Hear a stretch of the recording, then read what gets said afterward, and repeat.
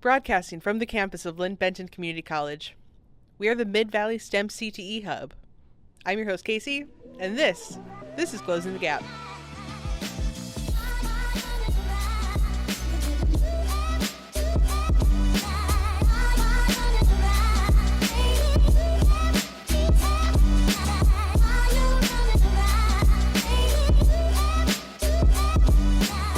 Welcome back, Closing the Gap listeners. In this episode, we are going beyond the workplace and diving a little bit deeper into the unexplored territory for many of us.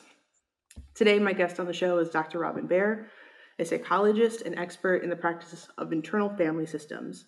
Robin also writes a fascinating and informative blog called The Shiftless Wanderer about the topics of IFS and working with adolescents. Whereas up until recently, Closing the Gap has been exclusively exploring career options and greater representation of women and gender minorities in STEM classrooms and workplaces, we will be exploring the inner work many of us need to understand in order to achieve and succeed in these spaces while being a mentally healthy and well-rounded person. So without further ado, I'd like to welcome on Dr. Robin Barre. Thanks for joining me today, Robin. Thanks, Casey. Glad to be here. I'm excited about the conversation. I have no idea where it's going to go. Me too. But I've been waiting for this, and I did some fun research, kind of diving into Mete Gaber. Or am I getting that backward? Gabor Mate. Yes. Okay. Gabor Mate. Yeah. I was afraid I was going to get that backwards. For some reason, I'm No. just remembering it wrong. But Yeah. No worries. super fascinating stuff, because I noticed that he often comes up in your work. And so I watched a few interviews with him. I was like, wow, this is really resonating. Yeah, he's great. He's great. So what do I need to understand about young you to understand you today? About the young me? Maybe we could use you Okay. as an example. Yeah. Well, let's see. I know when I was a kid, I had big dreams. I grew up in a little town in Virginia called Mechanicsville, very unromantic, although it works well with the STEM theme, right? um, but I wanted to travel, and I found myself here in the Pacific Northwest. My husband joined the Navy, and so, yeah, I didn't really. I was a big dreamer. I like to read and write. I didn't know what I was wanted to do, and this was way back in the day, um, when the options for women were very, very limited. So I'm 63, almost 63 now, and back then it was like, okay, you'll either be a nurse or a teacher or a secretary. Is what I felt like my choices were, and I had no interest in being any of them. But I like to read, I like to write, so I majored in English. You can't do anything with an English degree. Nothing. so, so then I went on later to become a teacher, and then that took me down the path. But yeah, I always curious, always reading, always a learner, just a lifelong learner, and have been doing that ever since I was very young. So, yeah. Right. I appreciate you sharing that, because I know it's a little vulnerable to just give your life story. But with that context, could you explain what IFS is, or internal family systems? For the listeners that this concept may be new to them, could you use plain language, please? Yeah. Yes. So, and I had been a counselor for a while, and I work with people who have experienced trauma, and I was not quite finding the thing that was going to be that was helpful for my clients, and I came across this concept, this type of therapy called internal family systems. And so the idea is, um, the simplest way to put it is that we really have more than one identity. We have many identities. So as I sit here with you today, Casey, I have certain parts that are front and center. So I have a part that wants to be really professional. I have the part that wants to be um, helpful for the listeners. I have a part that's excited. I have a part that's nervous. So we have many different parts. Now, when I come off of this interview, and I go back into whatever my next activity is, I'll have different parts. Um, so that's the easiest way to understand it. Now, when a person has experienced trauma, and most of us are going to have some kind of um, event that happens, probably many more than one, that happens in our childhood usually. And so let's take, for example, a child who is getting yelled at. Okay, I'm the oldest sibling, and I know that I was not nice to my other younger siblings, and as most parents will do, they're going to intervene, and often they will yell or scold or lecture the child. And so if I got yelled at, let's say I'm outside playing in the neighborhood, and I do something, I push my sister over, or I grab something from her, and she's screaming, and my mother comes out or my father comes out and starts yelling at me in front of my friends. Why do you have to be so mean to your sister? You better be nice. That's not a nice thing to do. So now, this person that is supposed to, that I love and care about and need the approval of, has told me that I'm bad, right? Like that, that inherent feeling we get as humans that we call shame.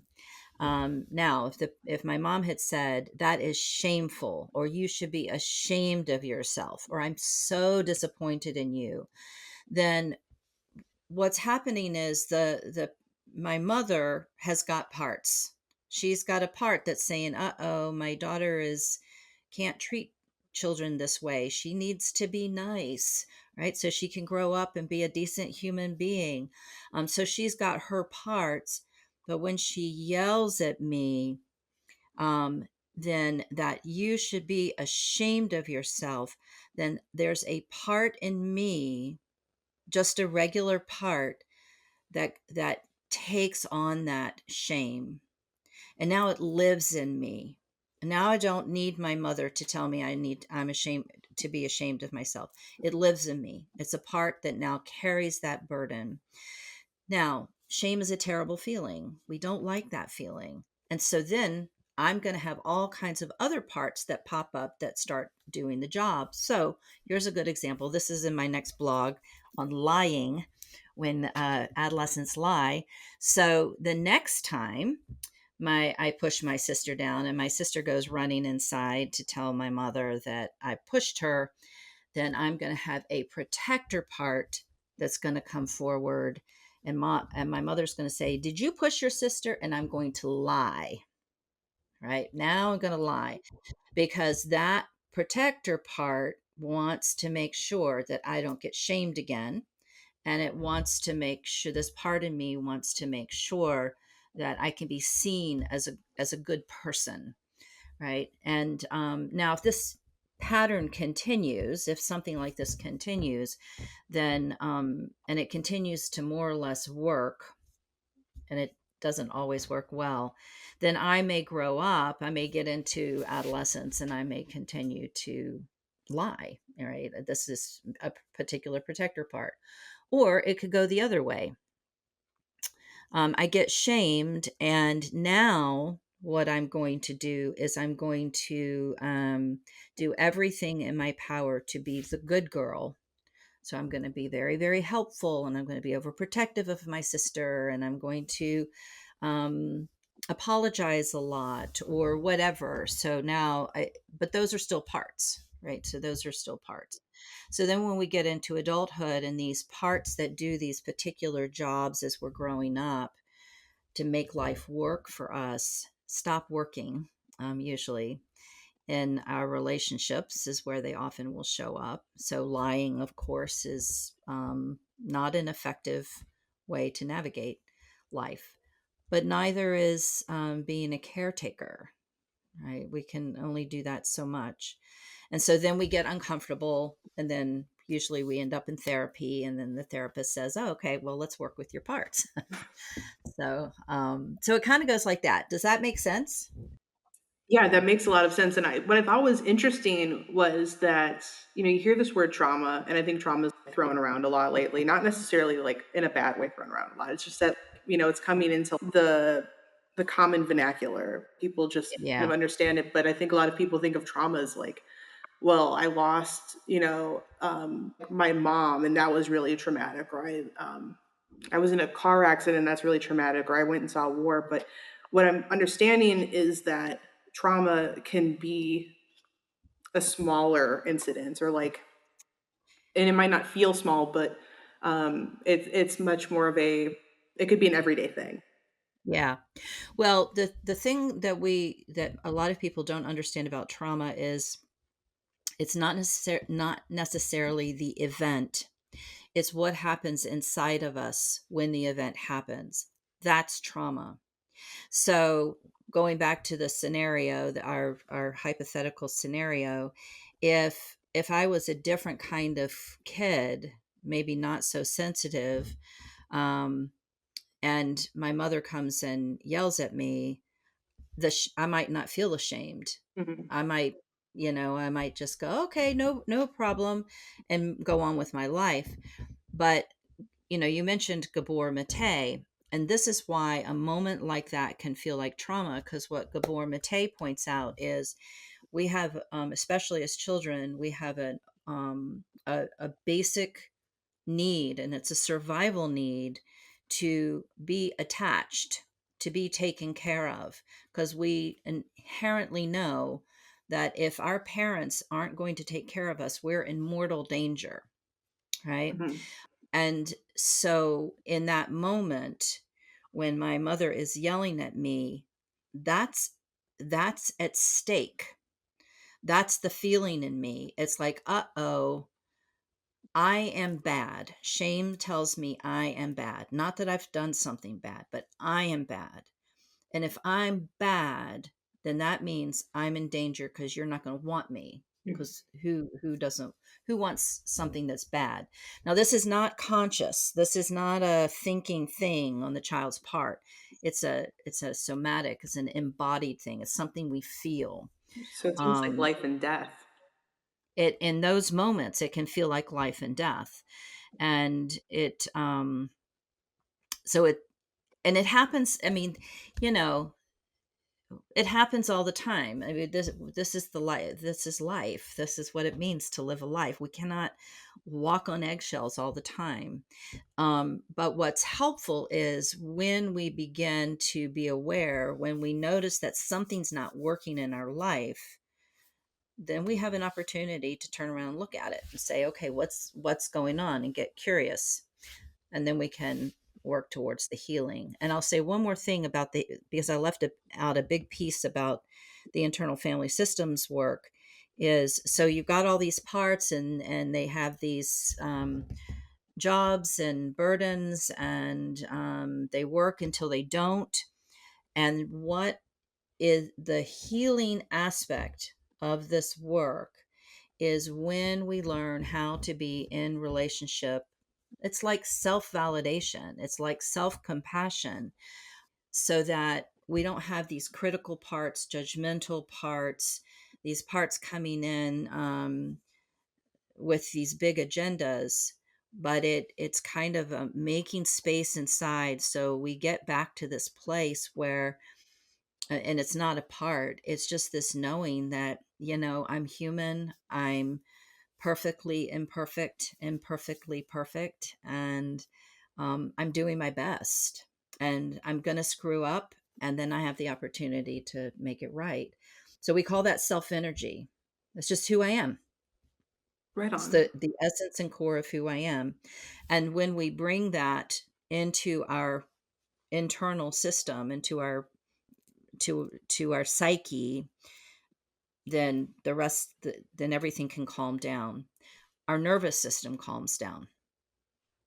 When we're in parts, we're going to our nervous system is going to be jacked up a little bit Mm. usually. It's interesting. I'm getting this kind of like visual of when you maybe like open a door to a room that hasn't been opened in a long time, and then like there's like a cloud of dust everywhere, and it's just everything's going everywhere. Yeah. And it's just kind of this chaotic air. Yeah, self energy is like you come in with the you blow you clean it out. You open the windows, you yeah, breathe fresh air into it. Yeah. I wonder how we could breathe fresh air into ourselves too. Just to kind of maybe bring it back around to STEM a little bit is, we see a lot of this narrative that there is very few like women and gender minorities that are working in STEM and the skilled trades, but 50% or so are like actual degree earners, or bachelors or associates. And given all of the social narratives and just the inequities in hiring and education, like what kind of internal narratives are going on that would either stop someone from pursuing or continuing to pursue like these areas of study that would, I mean, ultimately be life changing for many people because they're high paying, stable, growing careers. Yeah.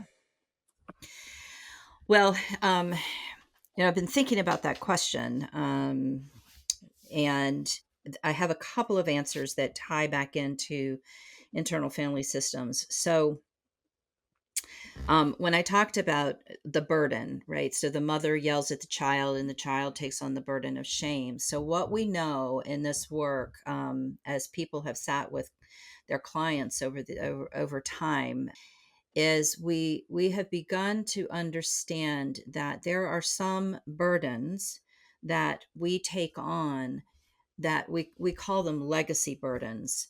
They are things that are passed down from either through family generations or even culturally, socially. And so when I think about this particular question in the field, the STEM field, and women and gender minorities, I think about legacy burdens. There are, and I am definitely of a different generation, and I have to work really, really hard to keep myself apprised of the new ways of understanding people and um, genders and stereotypes and all of those things. But I know that definitely when I was growing up, and I think it's still in place, that there are certain ideas about women, what women or gender minorities can and cannot do, are should and should not do, and these are often things that we don't even realize that we're carrying: beliefs, views, perspectives, worldviews. We just think it's truth. We just think this is the way it is. And so I think this is probably one thing that many people bump up against in this field, whether it's inside themselves. Oh, I'm not good enough. I'm supposed to be doing something else. My husband wants me to be a stay-at-home mom. I don't know. Mhm. We could hear it. People could be hearing it from their communities, from their faith-based places. They could be and or it could be from the other side, these unacknowledged biases that people in the admissions office, in the hiring, human resources, that they aren't even aware of. So I know it's been a while. I don't know if this is still true, but I would not be surprised if it is. But I know that some of the studies they used to do, the ones that I remember from when I was teaching, was they would do these research studies of observing teachers in classrooms, and how often the boys were called on, how often the girls were called on, how much time and space each was given room and time to answer, how often they were corrected, how often they, it's so subtle and it's so prevalent that what subjects, who's called on to answer the math question, who's called on to read a passage from the book, all of these things. And so they're very, very subtle. And then we're going to have parts then that take that on, and until we begin to critically question that, if that makes sense. Yeah, I think that makes sense. What I'm understanding is that some of these personal beliefs are parts, but there's also this outside influence that it's not just, the people that are supposed to take care of us, but culturally, like our environment at large is playing into how we develop these parts as young people. Yes. Yeah. Yes. And so we'll see that most definitely in all kinds of where those intersectionalities of privilege and not privilege end up. So certainly folks who are in the gender minority are getting it from everywhere. Um, people people of color are getting it from everywhere. I mean, it's just so prevalent right now in our politics and our communities and the media. So these are things that will land in us. We'll have like that. So let's just say, this part of me that's carrying around the burden of shame that I'm not good enough. And if I'm a person that wants to, a female who wants to get into one of the STEM fields, and I go in for an interview, and something is said, or I'm looked at in a certain way, or something just doesn't feel right. It might be fine on their end, but I have a part that's watching that and going, oh, they don't like me, I'm not good enough. I'm already primed, if you will, to say, oh, and so then I might just give up and might like, okay, well, that obviously isn't for me, you know. um, I find that so interesting, and I can resonate with that so much. So I think what I'm hearing is that, like, even if someone does have good intentions, they're able to unintentionally trigger some of these parts in us that are like going to end up maybe working against us. yes. Yeah. Yeah, and so I think it's a, it's a at the very least a two-pronged solution. One is more awareness on the part of the people doing the hiring, the teachers, the ones who are encouraging young people to come into these fields. That's their job, is to become more aware of where their biases might be showing up. But the personal work for the ones who are coming into these fields, and faced with challenges that they might not be expecting or are expecting.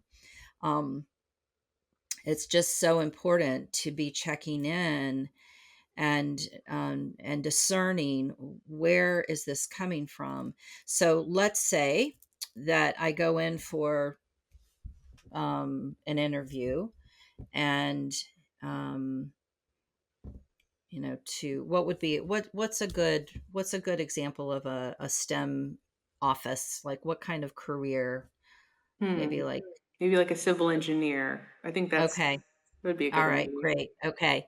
So let's say I'm applying for a job as a civil engineer with the county, for example. Okay. And I go in, and I am met by, I'm gonna do it, Casey. I'm gonna stereotype someone. Okay. So please forgive me. I hope my audience, that your audience doesn't get too upset. But let's just say I go in, and it is uh, a 50-year-old white man, Okay. um, that is been in the field. He's been doing this forever, and I go in and I want I've applied for this job, and and it is so apparent that I am not who they're looking for. in whatever way this message is coming across to me loud and clear. So it definitely is.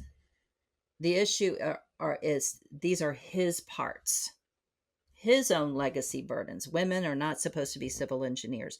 Women are not going to make a good civil. You're not going to make a good civil engineer. You're going to be too flighty. You're going to whatever. You're not going to be smart enough. You're going to have more important. You're going to think you have more important things to worry about, like your kids at home. And so now those are his parts. If I am doing my own work, it doesn't mean that I have to take that in. It doesn't mean that I'm not good enough. Mhm. But if I feel it in me that, oh, I'm not good enough, that's my work. Now that's my work right then and there. So then I'm going to sit with that. I'm going to feel it. I'm going to work with it. I'm going to maybe check with my support system. I'm going to check with my colleagues. I'm going to check with my the people who know me and love me and see me for what my strengths are, and then I can move forward. But if I let it land in me and then don't do that work, then I can end up being quite demoralized, depressed, hopeless. Um, yeah. Yeah, I think that's so interesting. Because I feel like, at least, I mean, I could just speak for myself. I guess I don't have to make a generalization, but sometimes, I'll get like rejected for something that may not have anything to do with me. It could be someone's preconceptions of like if a woman can be a civil engineer, or like subjective in the way of like maybe I didn't get into a gallery show that I was going for because like the judge wasn't that into it. And take it really personally, like it's a black mark on like your worth, for example. Um, Yes. and I'm wondering how, like, as we grow into adults, how that thinking and that way of being is supposed to keep helping you. Well, it depends. I think there are some kinds of protector parts that we tend to see many over and over and over again, and they seem to be kind of a whether they're basic human nature kind of thing, or whether they are very much associated with our culture. One, for example, that is very common is the inner critic. And strangely enough, it is a protector part. It makes us feel awful. Our inner critics make us feel awful. But if you think about what are they trying to do? So our parts have positive intention for us. Mhm. So if I have a critic, so here just before I this morning, I've been in a training, internal family systems training, and I am working as an assistant, and so I volunteered to do a demo. So I was the therapist, and then one of the other assistants was my client, and this is to teach. It's a teaching demo, for the participants, and it's the first time I've done that, and it went fine. I thought it was good. I just it's like this. I know how to do this. I know how to sit with clients. But afterwards, oh, there's that little critic just sneaking on in, and I can hear it. It's like, oh, you didn't go according to the model. Oh, it wasn't very clean. Oh, maybe they didn't learn. You should have done it better. So there is this critic that just comes swooping in, and I'm so used to it by now that I just can mostly just go, okay, yeah, there you are. I hear you. But it's this little nagging feeling. And but what's the positive intention? Well, first of all, I made myself vulnerable. Anybody could have said anything, positive or negative, but I certainly opened myself up for that. And the critic, in hindsight, it's after the fact, but it's still trying to make sure that I do not get hurt. Hmm. It almost preempts the negative feedback, right? It comes in and goes, all right. Um, so it's a protector part. It's really working hard. And we hear it like, um, the child's getting ready to walk out, teenagers getting ready to walk out the door to go to school, and the parent says, "You're not going to wear that, are you?" That's your protector part. That's her protector part. And that is trying to preempt something that might happen. So we have these protector parts that will stay with us mostly the rest of our lives. And so the caretaking part can work really hard. Here's where this idea of self energy can come in handy. So let's say that I go in for this interview with this gentleman, and he says something really, um, it's just so blatantly derogatory or insulting. Let's just say that this is the case.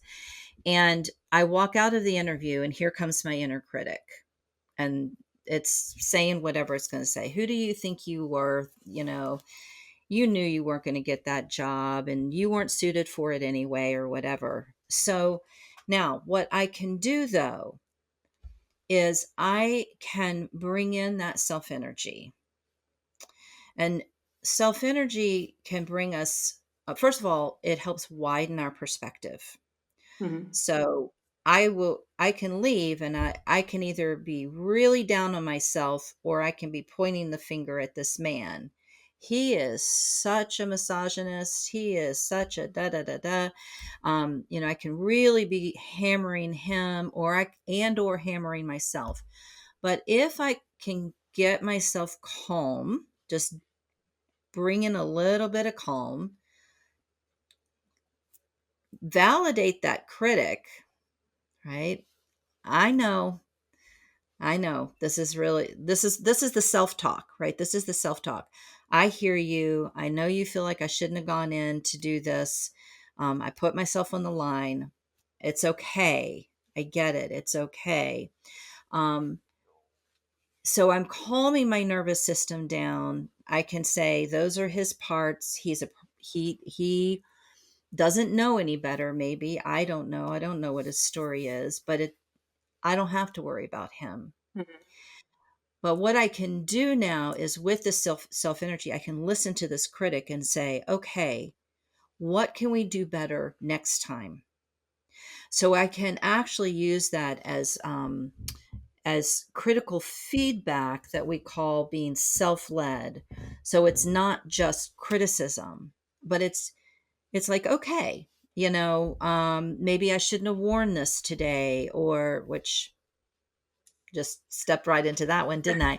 Um, Maybe I could have dressed more professionally. Maybe I needed to prepare more. Maybe I needed to look at the job description closer.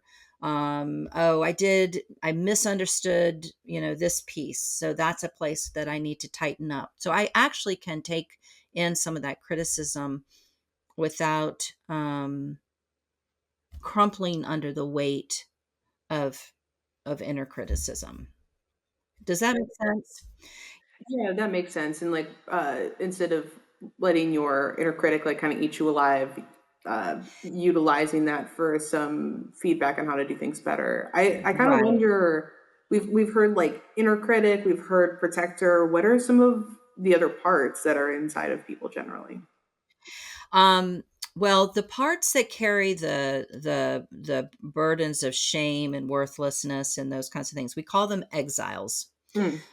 In internal family systems, we call them exiles because these are the parts that we work really hard to not feel. So we kind of exile those in our system. Um, there's there's another type of protector part we call the firefighter part, and this is the one that will usually sabotage us. But its main job is to put out the fire in us. So so I have this part that carries the burden of shame. I should be ashamed of myself, that I took on very early. I go into this job interview, and the man says something shaming to me. Mhm. So now I come out of that and my inner critic jumps on board. And now I'm really getting, I'm getting flooded with this feeling of shame. Mhm. And it doesn't feel good at all. And so I come home, and this can be a wide variety of different behaviors. But let's say I come home, and because this doesn't feel good, I start picking a fight with my husband, and then I start raging at him. Mhm. That might be one kind of firefighter. Or I might go home and I might stop at the store and buy a gallon of ice cream and go home and sit on the sofa with a spoon and eat the whole thing. Right. And the whole time I'm doing it, I'm thinking, I shouldn't be doing this. I shouldn't be doing this, but I'm going to do it anyway Mhm. because I need something to make me feel better. Or I come home and I avoid all my work stuff, my emails, and I just play my game on my phone. So these are, these are behaviors. These parts create these behaviors that help get us out of that unbearable, uncomfortable distress. Mhm. And um and so the work is always, we validate the exiles, we validate the managers, we validate the firefighters. We're validating what their intention is. I'm not going to validate a part of me that sits and eats a gallon of ice cream for eating the ice cream. I'm going to validate that part because it's working really hard to make me feel better. And so, yeah. It sounds like these behaviors are really good indicators for people who may not know about what their parts, like they haven't identified their parts yet. It sounds like paying attention to like what you're doing in response to things, it might be a really good way for young people to like figure those parts out. Yes, patterns there. And it's very much, when we begin to look inward, and if you're working with someone who knows the model, you can really begin to identify different areas of the system and different parts that kind of work together in particular ways. When this happens, then, when this thing triggers me, then I do this, and then that happens, and then that happens. And it also shows up in relationships. It shows up a lot in relationships. That makes And sense. yeah, yeah. And it will show up anywhere. Definitely intimate relationships, but friendships, colleagues, yeah, it just, the extended family, yeah, those things will show up. Just so the more aware we become, the more we're in a position of making some choices. One of the things we say is, so let's say I come home from the interview and I pick a fight with my husband, and he says, "What's wrong with you?" Now, what the language we use in IFS is, we say, I can speak for the part or I can speak from the part. So if the part of me, this firefighter part that is trying to just manage this shame and rage, if that part, if I'm speaking from that part, I'm going to say, nothing's wrong with me. I'm having a bad day. Mhm. Just shut up, whatever. Um, I'm speaking from the part. But if I speak if he says, "What's wrong with you?" That's a moment for me to go, "Oh yeah, what is wrong with me? Wow, I'm off the rails here. All he did was forget to get the bread out of the freezer for dinner or something. So what is wrong with me?" And that's a moment where I can stop and pause and go inside, and then I can speak for the part and say, I have a part that is so enraged and so ashamed and so disappointed. I just have a lot going on. Yeah, so I have these parts. And I talk about parts all the time with my husband. So he uses it now. He goes, "That's a part of me."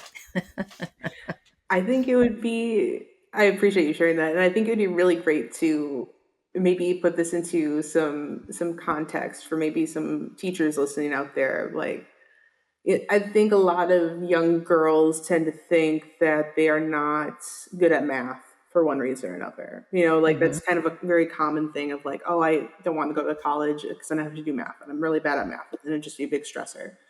Um, Maybe we could kind of dive into parts from that kind of context. Hmm. So I'll tell you one of my first memories about math. My father's a good man. He is. He's a really good man. I will say that. So I preface that. So it's fourth grade or fourth grade. I mean, back in the day, things were much more delayed than they are now in school. So it's fourth grade, and I'm learning word problems. We did not get introduced to word problems when I was young until fourth grade.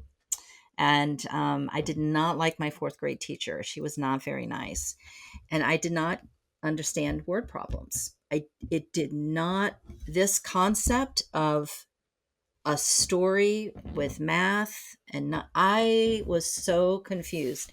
And I'm sitting at the kitchen table doing my homework, and my father's trying to help me, and he gets impatient, and I just start crying. And it was, basically from that moment on, I hated word problems. I would go into a panic when I would see word problems. Um, and so, and then 10th grade, yes, 10th grade, algebra one. I'm not going to say my teacher's name. I want to, but I'm not going to. Um, she was more concerned about the way that we set up our notebook and our papers. And we would get points taken off if we didn't have our name like in the right hand corner or something like that. And I didn't understand algebra. But her parts were more concerned about the way everything looked, and she just couldn't explain the math to me. And so then I got into, so I had to take out, I failed the class, and I had to take it again. And so I had Mr. Cruz. I don't mind saying his name because he was very nice. And the way he explained it and his patience, and I got it. Of course, I was going through it a second time, but that helped, and I felt safer in the classroom. And I think for teachers who are um, with kids in subjects that are challenging for them, and it doesn't matter, like, part of my thing around in my consulting with teachers is about having safety in the classroom, emotional safety, um, and that that's a lot of work for the teacher, but it's a lot less work than managing a classroom where kids do not feel emotionally safe. So if teachers can set up a classroom that feels emotionally safe to their learners, then they're going to have much less problems, classroom management, discipline, and that kind of thing. So yeah, and we know that kids cannot integrate learning new concepts when they do not feel emotionally safe. Their brain is doing something else. Their brain is trying to keep them alive, right? It's trying to navigate an unsafe environment. So yeah, I think for, especially for teenagers, for adolescents, high school age, teachers who are teaching STEM subjects, and I hear this again and again and again from my adolescent clients. It isn't relevant. It doesn't matter to me. Has nothing to do with my life. When am I ever going to use this again? And so helping kids understand the relevance and application of the concepts they're learning. So I hated math all through school, hated math. I wanted to be one of two things. Well, one of three things when I was like in middle school. I had three things in mind. One was I wanted to be a psychologist. So here I am.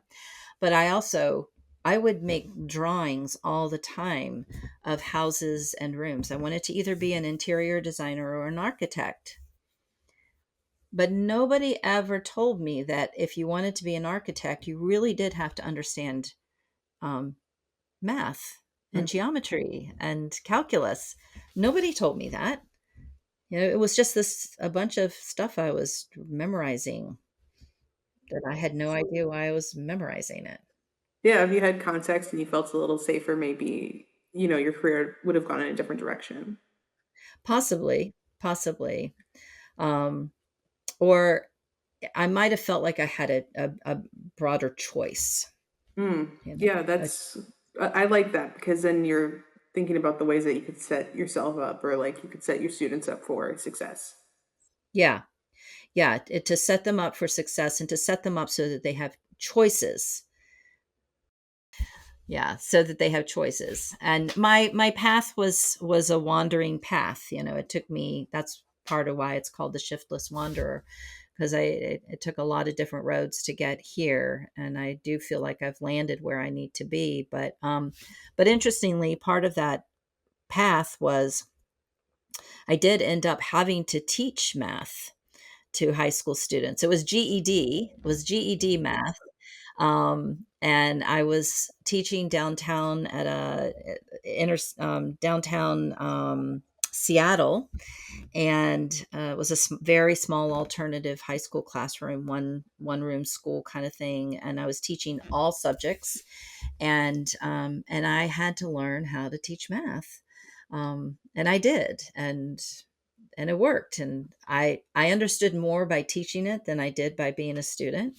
Um, but really, helping them understand why do you need to know this, and word problems, came all the way. I could just see myself sitting at that kitchen table with my father, and I would tell my students. I mean, it's this very small, so I get to, we would just get to sit side by side and work on these things, and they would be so frustrated, and I would say, so the word problem is like a riddle, and all the answers are here, all the clues. We just have to go through and figure it out little by little. And half the time I'm figuring it out alongside with them.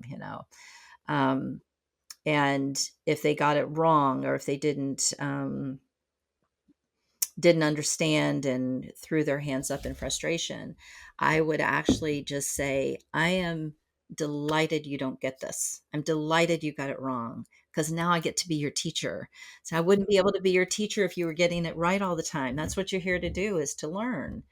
And we learn by getting things wrong and then finding out what our mistakes are. But I think that's another thing I would say is, what I hear and see from the kids is there is not a lot of permission to get things wrong.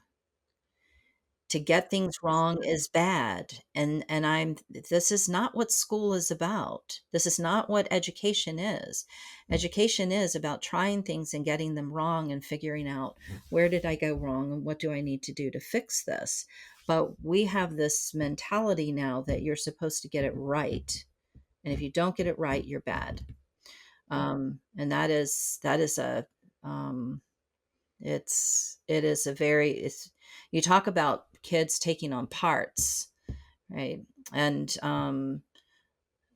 I've had students who have these. I didn't think of it this way at that time, but I would have students who had parts that would rather fail by not trying than fail by trying and getting it wrong. Because They would. it was so painful to get it wrong. So painful to get it wrong. Yeah. Yeah. And so celebrating the risk taking, the vulnerability when you're doing something you don't quite understand. It's like working with that critic, right? It's like, I got it wrong. Okay. So now what do I do? How do I get this? What do I, do I figure this problem out so I can learn something about my process, about the equation, about whatever it is, the concept, so that I actually learn, right? That's what learning is. That's what learning is. Yeah. This has been so informative, and I've personally learned a lot through this talk. And I know that we're coming to the end of our time, and so I wanted to plug your blog, Yes. Thank theshiftlesswanderer.com, you. where you learn lots of lessons about a deeper dive of what we talked about here today. But did you have anything that you wanted to plug coming up in the fall? Um, I don't think so. I mean, there's all kinds of things on the website. There's free resources and the blog. I think the blog is written for people who provide services to adolescents. So it could be parents, but it's also for therapists, teachers, and it's really about my goal is to help people understand um, this developmental stage that we call adolescence and all that that means and entails, because I think it is the, I say, next to death and birth, it is the third most important time in our lives. It is crucial. And so I think for the people who are listening to this podcast, if you're working with adolescents, or if you are an adolescent or a young adult, this is crucial time, and so much good stuff can happen from this place when there's the support and the validation and the scaffolding and all of that. So Yeah, that's great. Well, thank you for joining me today on the show. I really appreciate your time. thank you, Casey, so much for having me. So it was a lot of fun. It was a lot of fun, and happy to be here. Yeah, thank you. Thanks for listening to Closing the Gap. This podcast is a production of the Mid-Valley STEM-CTE Hub. If you would like to be part of the conversation, fill out our interest form at midvalleystem.org/closingthegap. If you like the show, follow us on Spotify to stay up to date with the newest episodes. And for STEM news in the Mid-Willamette Valley, follow the Mid-Valley STEM-CTE Hub on Facebook, Instagram, and LinkedIn.